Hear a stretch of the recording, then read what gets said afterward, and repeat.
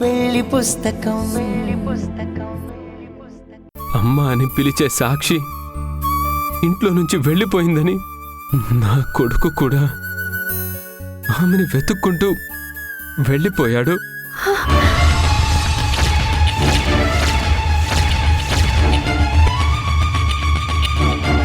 ఏంటి, సిద్ధు ఇంట్లో లేడా?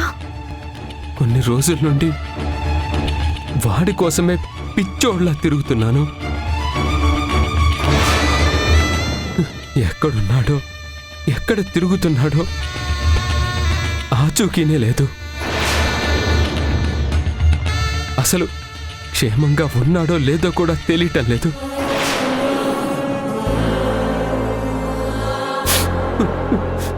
తప్పు నాదే, ఒప్పుకుంటున్నాను. కానీ ఆ శిక్షని నా కొడుకు ఎందుకు తల్లి? నాకు వెయ్యి, నేను అనుభవిస్తాను.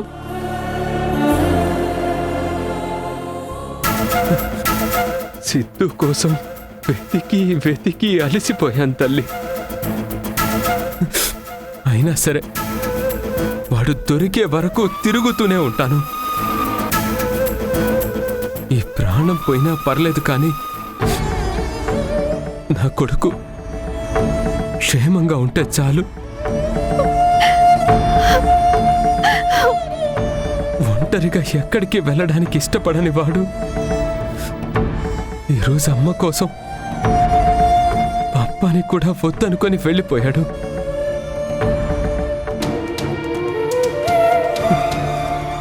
నా కొడుకు నాకు తొందరగా దొరికేట్టు వాడికి ఏ కష్టం కలగకుండా చూడు తల్లి, చూడు.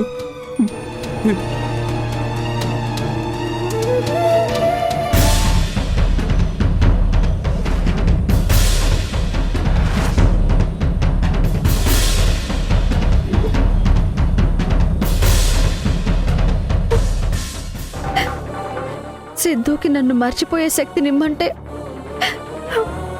నా కోసం వెతికి ఆలోచనిచ్చావా తల్లి? ఆ పసివాణ్ణి ఎందుకలా బాధ పెడుతున్నావు? నేను ఆ ఇంటికి వెళ్ళనని నీకు తెలుసు కదా.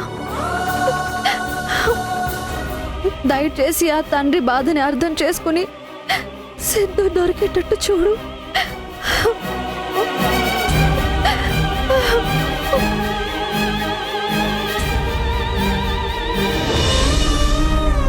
అమ్మా, సిద్ధు ఇంట్లో నుంచి వెళ్ళిపోయాడంట. వెళ్ళిపోవడం ఏంటి? ఎవరు చెప్పారు? నందు గారు. నందునా? అతన్ని కలిసావా? నీతో మాట్లాడా?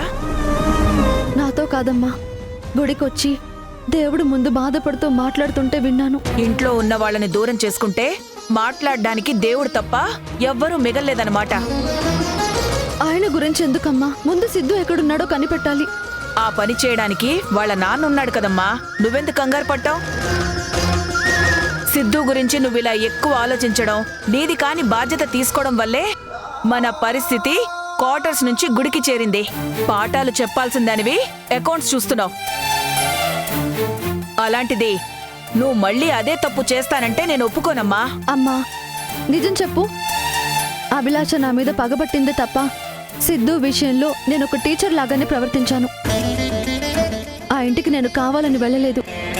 సిద్ధు బతిమాలితే, నందు గారు రమ్మని అడిగితే నిన్ను అడిగే సరే అన్నాను. సిద్ధు అమ్మ అని పిలిస్తే వాడి ప్రేమని కాదనలేక ఒప్పుకున్నాను. నువ్వు నా కన్న తల్లిలా కాదు, ఒక పరాయి మనిషిగా నా స్థానంలో ఉండి ఆలోచించమ్మా. నేను చేసింది తప్పో ఒప్పో నీకే అర్థమవుతుంది. సరే, తప్పొప్పులు పక్కన పెట్టు. మనం ఇలా ఉండటానికి ప్రత్యక్షంగానో పరోక్షంగానో కారణం ఎవరు? నువ్వు ఒప్పుకున్నా ఒప్పుకోకపోయినా సిద్ధు విషయంలో నువ్వు టీచర్ కన్నా ఎక్కువ ఆలోచించావు. నందు నోటికొచ్చినట్టు మాట్లాడేంత చనువు ఇచ్చావు. ఆ మనిషి పొగరుతో అన్న మాటలు, ఆవేశంతో తీసుకున్న నిర్ణయాల వల్లే మనం బయటకొచ్చాం. సిద్ధు కూడా అందుకే బయటకొచ్చుంటాడు. అతని తప్పుకి నువ్వు బాధ్యత తీసుకోవడం, తర్వాత బాధపడటం నాకిష్టం లేదు. అంటే నందు గారు చేసిన తప్పుకి సిద్ధుని శిక్ష అనుభవించమంటున్నావా? నేను చేసింది తప్పని ఒప్పుకుంటాను, కానీ మా వల్ల సిద్ధు బాధపడ్డ న్యాయమా?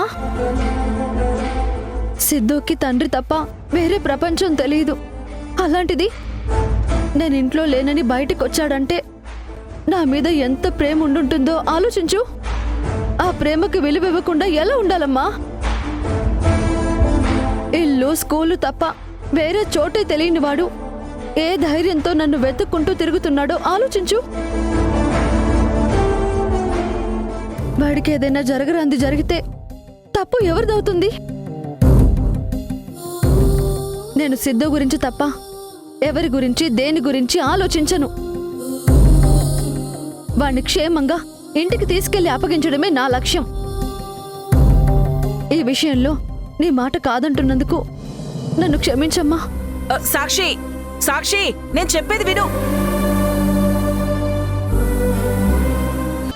ఇంతమంది మంచి మనుషుల మధ్య ఒంటరిగా బాధపడుతూ నన్ను నేను నిందించుకోకుండా శిక్షించుకోకుండా ఎలా ఉండగలను రామయ్య? ఆ కళ్యాణ్ చేసిన పాపాలకి ఖచ్చితంగా ఏదో ఒక రోజు శిక్ష పడుతుందయ్యా. ఆ నీచుడికి శిక్ష ఒక్కరోజే, కాని నా కట్టె కాలే వరకు ఈ కన్నీళ్లు నా గుండెని కాలుస్తూనే ఉంటాయి. ఊపిరి ఉన్నంత కాలం చేసిన పాపం గుర్తొస్తూనే ఉంటుంది. చావు తప్ప నా జీవితానికి మనశ్శాంతి ఇచ్చే శిక్షే లేదు రామయ్య. ఆ రోజు కోసమే ఎదురు చూస్తున్నాను.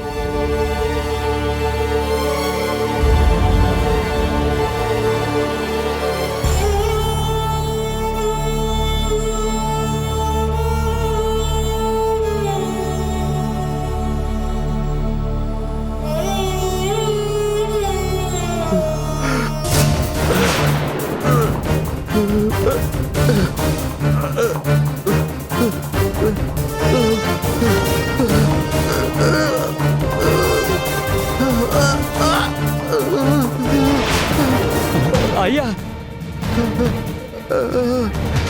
అయ్యగారు, అయ్యగారు, ఏమైంది అయ్యగారు?